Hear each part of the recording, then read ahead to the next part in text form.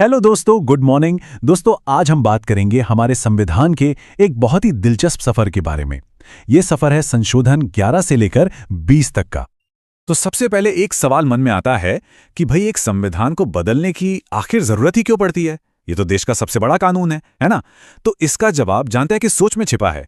इस सोच में कि संविधान कोई पत्थर की लकीर नहीं है। अरे ये तो एक जीता जागता एक लिविंग डॉक्यूमेंट है जिसे देश की बदलती जरूरतों और चुनौतियों के साथ साथ बदलना होता है, ग्रो करना होता है।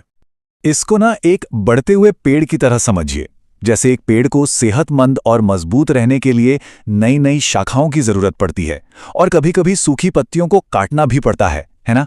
ठीक वैसे ही संविधान में जो संशोधन होते हैं, ये जो अमेंडमेंट्स हैं, वो उन नई शाखाओं की तरह हैं जो उसे वक्त के साथ रेलेवेंट और मजबूत बनाए रखते हैं। तो आज की हमारी चर्चा में हम क्या क्या देखने वाले हैं? सबसे पहले तो यही समझेंगे कि संशोधन होते क्यों हैं। फिर हम देखेंगे कि कैसे कुछ संशोधनों ने भारत के नक्शे को बदला और चुनाव प्रक्रिया को बेहतर बनाया। हम ये भी जानेंगे कि हमारी न्यायपालिका और हमारे अधिकारों पर इनका क्या असर पड़ा। और हाँ, आखिर में सब कुछ फटाफट दोहराएंगे भी। तो चलिए, हमारा पहला पड़ाव यही है कि आखिर संविधान में संशोधन की जरूरत ही क्या है।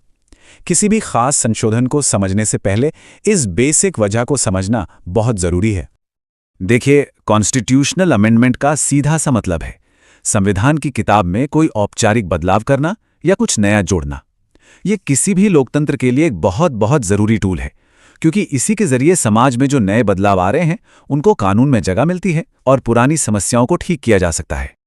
अच्छा, तो अब हम बात करते हैं उन संशोधनों की जिन्होंने सचमुच भारत के राजनीतिक नक्शे और हमारी चुनाव प्रक्रियाओं को एक नया आकार दिया।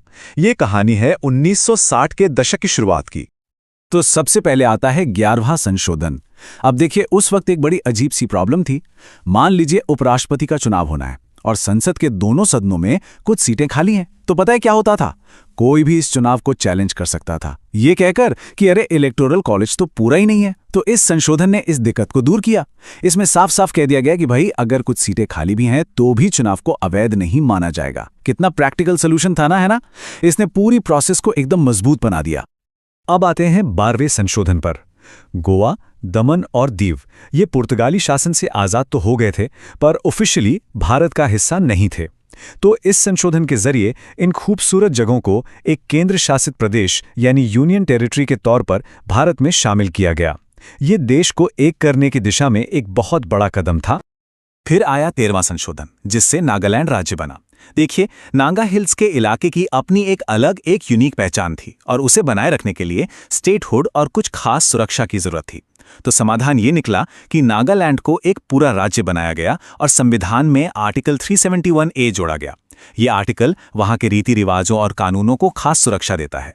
ये दिखाता है कि हमारा संविधान अलग अलग क्षेत्रों की इच्छाओं का कितना सम्मान करता है। 14वां संशोधन भी भारत को जोड़ने की कहानी से ही जुड़ा है। जैसे गोवा था, वैसे ही पहले के जो फ्रांसीसी इलाके थे, जैसे पौंडीचेरी, उनको भी तो भारत में फॉर्मल तरीके से शामिल करना था। तो इस संशोधन ने इन इलाकों को पुडुचेरी केंद्र शासित प्रदेश के रूप में भारत का हिस्सा बनाया और इस तरह से जो पूर्व फ्रांसीसी बस्तियां थीं, उनका भारत में विलय पूरा हो गया। चलिए, अब आगे बढ़ते हैं अगले हिस्से की तरफ और देखते हैं कि कैसे कुछ संशोधनों ने हमारी न्याय व्यवस्था को मजबूत किया और देश की एकता के साथ साथ हमारे अधिकारों में एक बैलेंस बनाया। 15वें संशोधन का फोकस हमारी न्यायपालिका पर था। उस समय ये जरूरत महसूस हुई कि जो अनुभवी जज हैं वो ज्यादा समय तक अपनी सेवाएं दे सकें। तो एक बहुत ही सिंपल सा हल निकाला गया। हाई कोर्ट के जजों की रिटायरमेंट की उम्र 60 से बढ़ाकर 62 साल कर दी गई। साथ ही उनका एक हाईकोर्ट से दूसरे में ट्रांसफर भी पॉसिबल बनाया गया। इस छोटे से बदलाव ने हमारी न्यायपालिका को काफी मजबूती दी। अब बात करते हैं 16वें संशोधन की, जो देश की एकता की रक्षा के लिए लाया गया था। उस दौर में यह महसूस किया गया कि मौलिक अधिकारों का इस्तेमाल देश को तोड़ने या उससे अलग होने की बातें करने के लिए नहीं होना चाहिए। इसलिए भारत की संप्रभुता और अखंडता के लिए बोलने की, इकट्ठा होने की और संघ बनाने की आज़ादी पर कुछ उचित प्रतिबंध यानी रीजनेबल रिस्ट्रिक्शंस लगाए गए। इसका सबसे बड़ा उदाहरण पता है क्या है? आज जो सरकारी कर्मचारी और चुनाव लड़ने वाले उम्मीदवार देश की संप्रभुता और अखंडता को बनाए रखने की शपथ लेते हैं, वो इसी संशोधन की वजह से है। 17वां संशोधन जमीन से जुड़ा था, मतलब भूमि सुधारों से। हो ये रहा था कि कई राज्यों के जो लैंड रिफॉर्म कानून थे उन्हें बार बार अदालतों में चुनौती दी जा रही थी। इससे किसानों के हित में जो सुधार होने थे वो बहुत धीरे हो गए थे। तो इसके समाधान के लिए 44 और राज्य कानूनों को 9वीं अनुसूची यानी 9th शेड्यूल में डाल दिया गया। अब ये 9th शेड्यूल क्या है? ये एक तरह की सुरक्षा ढाल है जो इसमें शामिल कानूनों को अदालत में चैलेंज किए जाने से बचाती है, ताकि सुधारों को तेजी से लागू किया जा सके। और अब हम उन संशोधनों पर आते हैं जिनका मकसद था सरकारी कामकाज के तौर तरीकों को और साफ करना, प्रक्रियाओं को सुधारना और शासन को बेहतर बनाना। 18वां संशोधन सुनने में थोड़ा टेक्निकल लगेगा, पर था बहुत जरूरी।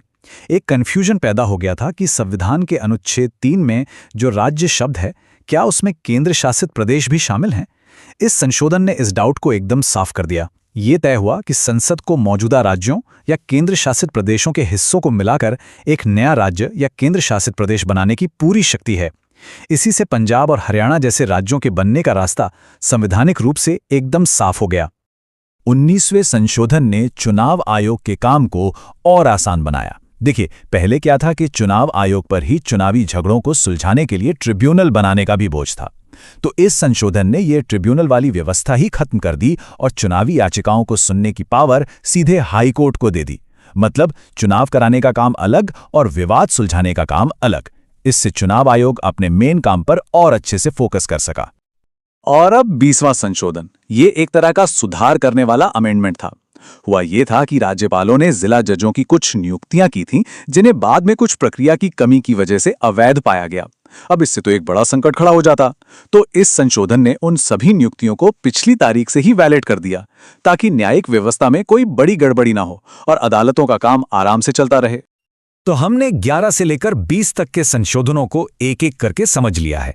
चलिए अब एक नजर में इन सबको जल्दी से दोहरा लेते हैं, ताकि सब कुछ आसानी से याद रह जाए। ये टेबल देखिए। 11वें ने उपराष्ट्रपति चुनाव को आसान बनाया। 12वें, 13वें और 14वें ने गोवा, नागालैंड और पुडुचेरी को भारत का हिस्सा बनाया।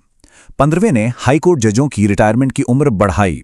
16वें ने देश की अखंडता को प्राथमिकता दी। 17वें ने भूमि सुधार कानूनों को सुरक्षा दी। और फिर 18वें, 19वें और 20वें ने राज्य बनाने, चुनावी विवादों और जजों की नियुक्ति से जुड़ी प्रक्रियाओं में सुधार किया। चाहें तो यहां रुककर इसे अच्छे से देख सकते हैं। ये एक बढ़िया रिवीजन है। तो दोस्तों, यहां एक सवाल के साथ इस चर्चा को खत्म करते हैं। अगर हमारा संविधान सच में एक जीवंत दस्तावेज है, तो आज के दौर की वो कौन सी चुनौतियां हैं, जैसे नई टेक्नोलॉजी, पर्यावरण के मुद्दे या समाज में आ रहे बदलाव, जिनके लिए शायद भविष्य में हमें नए संशोधनों की जरूरत पड़ सकती है? इस पर सोचिएगा जरूर।